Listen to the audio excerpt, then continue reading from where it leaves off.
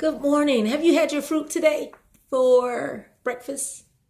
We are in Ephesians 5, and in verse 9 and 11, it's talking about, well, not the blueberries, strawberries, and apples that we would have for breakfast with our oatmeal, but in verse 9, Paul reminds us that for the fruit of the Spirit is in what? These three elements: goodness, righteousness, and truth.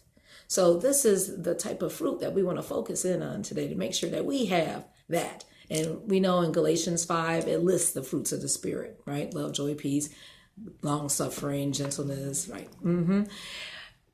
But in verse 11 of Ephesians 5, here it talks about, or Paul mentions, the unfruitful works of darkness.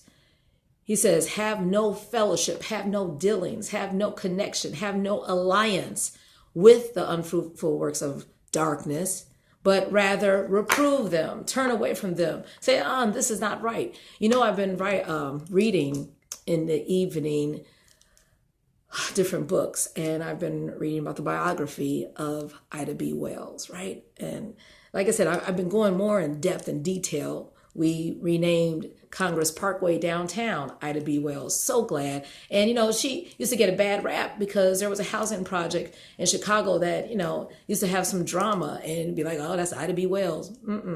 No, this woman was a force. Not only was she born a slave, and she was able to read so much proficiently in kindergarten, and she went on to become a teacher as a teenager.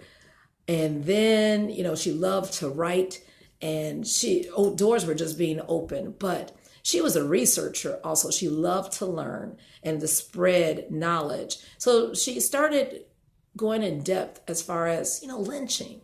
What's going on with that?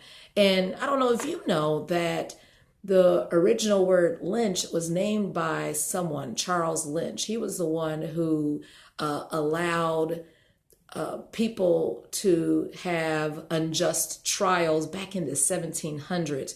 These were like the British sympathizers with the American colonies, right? So anyway, white people were being lynched too back in the 1700s.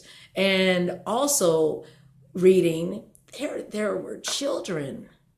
There was a girl who was lynched, a 13-year-old. They thought that she poisoned a baby. You're like, a black girl. And so there are so many atrocities. What am I bringing this up for? Because that's an unfruitful work of darkness. Yeah, they would do lynchings, you know, in the daytime. They would put it in a newspaper. They would advertise, yeah, come on and see this.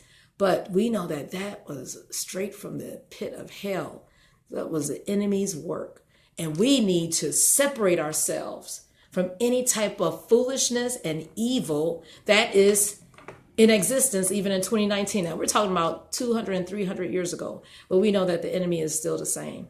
Yes. So what are we to do? We're to separate ourselves. Like I said, there's a new flavor in evil, but still from the author of lies. In verse 15, W words, we are to walk circumspectly, carefully, not as fools, but as wise. Why? Because we need to redeem the time. We need to be careful. We need to stay awoke. We need to know that we don't have all these minutes to waste, because we know the days in verse 16 are evil. That's why we don't have time to waste, you know, on reading stupid stuff and listening and watching dumb stuff that does not help our spirit to glorify God and to do the work that he wants us to do. So verse 17, wherefore be not unwise, but understand what the will of the Lord is. If you don't know what the will of the Lord is, delve into his word. Start listening to spiritual songs. Start listening to sermons. Start praying. Start really delving into a relationship so you could know the will of the Lord. In verse 18, talking about, we don't have time to be drunk with wine. Excess, that it's a mocker. It makes us foolish. But rather, we should be filled with, in verse 19, psalms and hymns and spiritual songs, singing and making melody in our heart.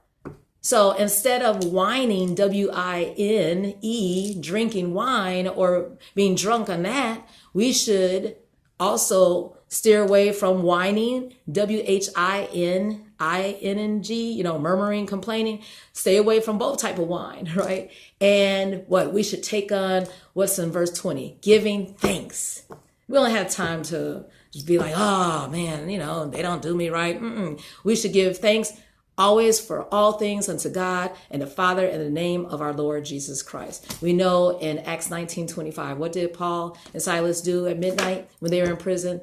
They sang, they praised God, they prayed, they worshiped him. And that's another W word. So let's be wise. Let's not whine, either one.